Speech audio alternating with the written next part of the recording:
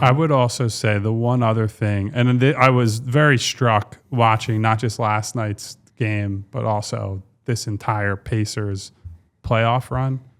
I do think increasingly this is a high feel decision maker league across 100%. the board. Like I think historically that was true of your star player had to be the big time decision Everybody maker, else right? was play finishers or Especially something. up until they instituted or they got rid of the illegal defense rules where you're not able to play zone and there are restrictions on how you can shade coverages.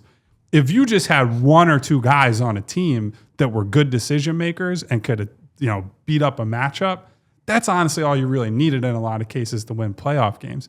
Now these teams are, it doesn't matter if you're a guard, it doesn't matter if you're a center. They're sending double and triple teams off the ball. Anybody who's a non-shooter is getting ignored in the weak side corner, and then teams have to engineer offense around that. It is increasingly a league where you cannot have weaknesses. It can't be a weakness as a shooter. You can't have weaknesses as a passer, as a cutter, as a decision maker, as a defender. You need complete basketball players at basically every level of the floor. And even then, I think Miles Turner is a pretty good player, right? Like he's someone who can space the floor. He's a pretty good rim protector, has some stuff to him all over the floor. And he looked like a complete deer in the headlights last night in overtime, like fumbling the ball. He's not driving against pretty obvious driving lanes. And so they just said, look, we're going to play up on you. I dare you to try to go by me. And Miles Turner's a good NBA player. Yeah, You're not talking about like some no-name second-round pick. That's a guy who's been in the league for a long time. Defenses are as good as they've ever been, and they are as well prepared as they've ever been. And I know that runs counter to the people who are like, NBA teams don't play defense anymore, and like the scores are really high. But like the truth is, the skill level is so high that the only way you're going to win and score in the playoffs is having guys who are not just skilled, but really smart at reading the floor all over the place. Like Halliburton made the shots at the end of that game, but just as importantly, he made 4 or 5 elite reads, turning the corner, finding space, and then open shooter here. Or the open shooter who's not that open, and then that guy makes the quick connective swing pass.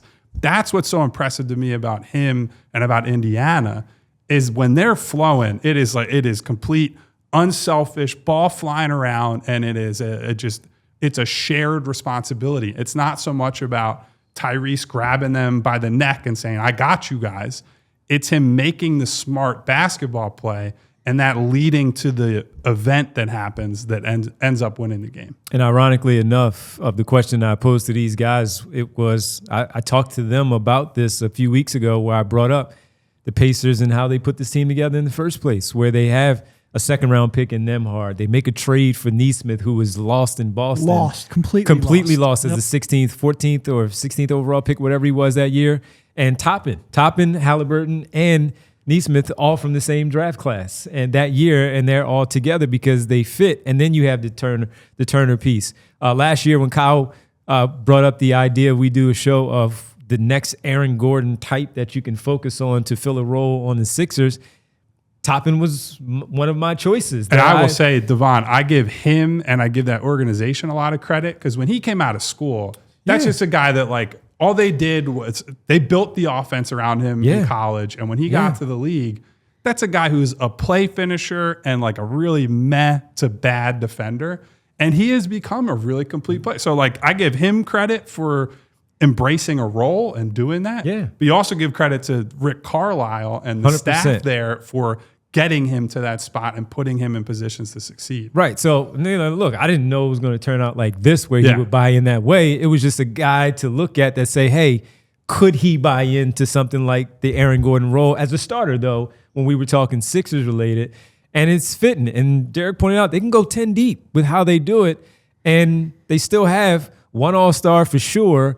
And 2, when you look at Siakam and how they had to decide on where everybody's talking about all these other players and Siakam was going to get traded, Indiana just pops in and it's the perfect fit for how they do it next to how they want to play it next to him, Halliburton, and then with the other players that also just know their roles all around. So, again, it's ironic that we're sitting here talking about it because of my my Knicks fandom for as long as he's in that uniform.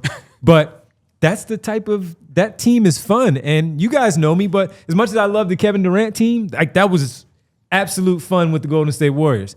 I love the San Antonio Spurs teams for all of their unselfishness, for how they did it and how they built that basketball team. Oh, I hate people talk. I hate this style of play. Not me, Jack.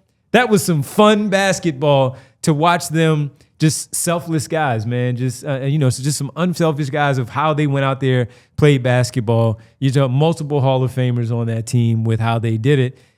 And watching the Sixers, it's like, yeah, I like a lot of how they play. But damn, I wish it can just be a year after year after year thing where we're talking conference finals, chance to get to the NBA finals because of what they've done. The Pacers are a back-to-back Eastern Conference Finals team. They have a 1-game lead right now in the Eastern Conference Finals of getting to the NBA Finals. And they built that one, and none of us saw it coming the way that we did.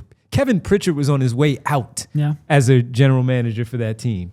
He's safe now for what they've done. And did that without premium picks, without having a free agent destination, making a market. trade for your franchise player, and then going to get his running mate in Pascal Siakam and drafting the other guy.